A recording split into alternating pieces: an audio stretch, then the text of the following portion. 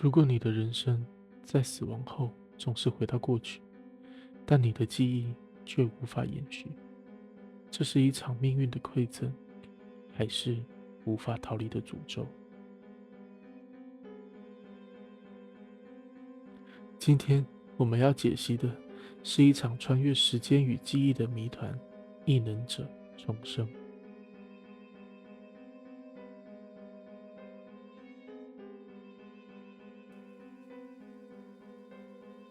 故事发生在1960年代的美国，一座寂静的中卫宅邸内弥漫着诡异的气息。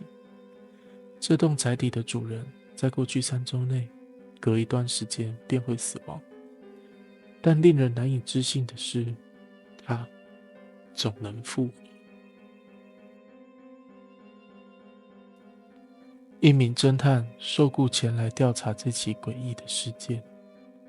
当他踏入这栋充满秘密的宅邸时，除了女儿以外，其他人对于这名中尉的死亡都表现得异常冷静，甚至是习以为常。然而，随着调查的展开，他逐渐意识到，这并非单纯的灵异现象，而是一场由金钱、复仇与谎言交织而成的家族争斗。然而，随着中尉一次次的死亡与复活，侦探发现了一个令人不寒而栗的事实：每当他醒来，他的记忆都会回到3周前的某个时间点。在那个画面里，中尉的儿女站在他的床边，眼神复杂，既有担忧，又有难以言喻的沉默。每一次复活，这个场景都会重现，仿佛时间在这里静止了一般。究竟是命运刻意的安排，还是有人操纵着这场轮？侦探开始检查宅邸内的线索，并在中尉的房间找到了一本笔记本。然而，笔记本的第1页已经被人刻意的销毁了，仿佛是有人不希望其中的内容被发现。仔细观察后，侦探发现笔记本上仍然残留着上次书写的压痕。就在这时，护士自告奋勇地说：“我知道怎么让这些字再次出现。”随后，他拿起铅笔，轻轻地在笔记本上来回涂抹。随着铅笔的轻涂，一行行淡淡的笔迹逐渐显现。笔记上赫然出现了6组明显的数字。侦探开始进一步的调查，并在梳妆台的抽屉里发现了一本相册。他注意到这些数字刚好可以对应相册中的某些照片。在向中尉询问后，才得知这些照片正是中尉生命中几个关键的时刻：家庭聚会、孩子诞生、妻子的病逝。这些记忆拼凑起来。然而，当他凝视其中几张照片时，表情变得复杂而沉重。这一刻，中尉开始回忆起自己对儿子的冷漠。他终于意识到，这正是导致父子关系冷淡的导火线。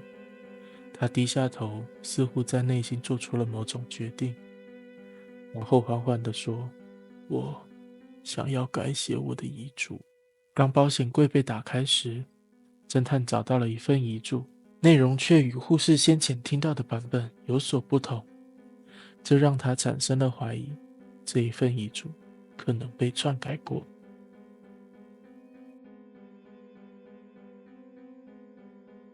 当中尉复活后看到了这份遗嘱，他眉头紧锁，翻阅着文件，然后抬起头，语气带着压抑的怒意问道：“谁说我要平分我的遗产了？这是怎么回事？谁改了我的遗嘱？我写的是我要将我所有的遗产都交给我的女儿啊！”侦探开始重新梳理这场篡改遗嘱的过程。他发现中尉之子在中尉复活后，每天都会刻意的长时间相处，耐心的灌输他过去的记忆，让他相信自己曾经有意修改遗嘱，并说服他重新签署文件。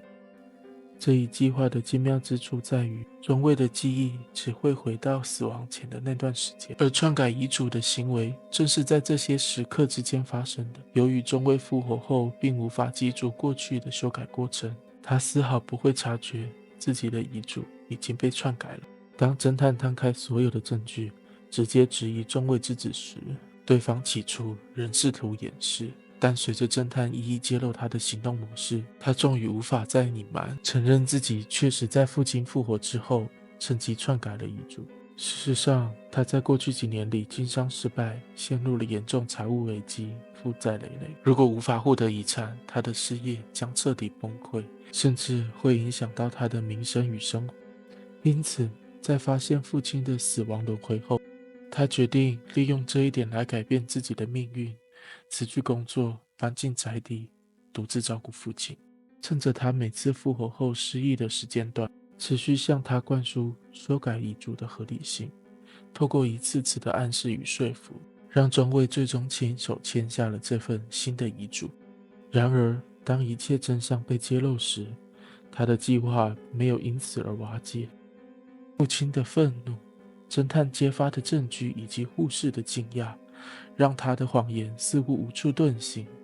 但这一切却只是侦探为了取得中尉之子的信任而刻意安排的桥段，目的是获取继续调查所需的关键道具。侦探知道，直接指控中尉之子可能会让对方彻底防备，甚至破坏现场的所有证据，因此他精心策划了一场试探，在营造出中尉之子即将走投无路的错觉后，巧妙地引导他进一步泄露更多关键线索。最终，侦探利用这场精心安排的对峙，成功取得了调查所需的重要道具，让这场家族斗争的幕后真相能够更加明朗。当一切真相浮出水面，中尉之子的计划也随之崩解。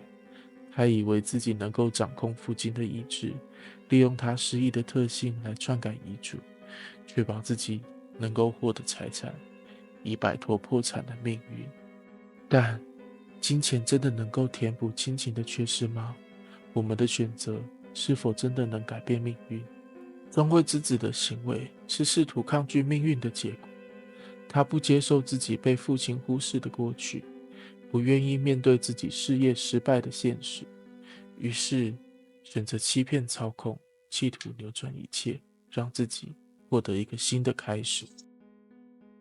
如果人拥有改变命运的机会，我们是否真的能够打破过去的枷锁？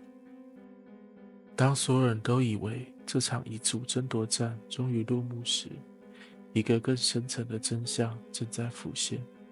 这场争斗的核心或许并不只是金钱，而是对于过去的悔恨，对于失去的补偿，甚至是对命运不甘的抗争。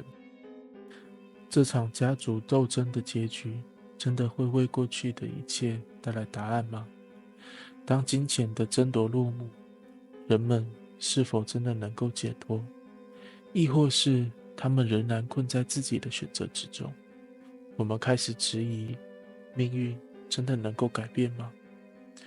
如果时光能够倒流，人是否能够摆脱曾经走过的道路？或许这场故事真正的核心，并非遗产，也非权力，而是那些埋在人心中的情感与选择。当我们以为一切都结束，真相大白时，这场家族斗争是否迎来了终点，还是每个人的选择依旧让他们困在命运的枷锁之中？我们以为这是结局，但真相真的已经完全揭晓了吗？如果你对于这个故事的后续发展感兴趣，请记得订阅 YY 搞怪物，开启小铃铛，这样你就不会错过下集的故事的复仇与最终解析。也欢迎在下方留言，分享你对这场家族斗争的看法。你认为命运真的能够被改变吗？还是我们所有的选择早已被时间所决定？让我们一起讨论这场死亡与选择的故事吧。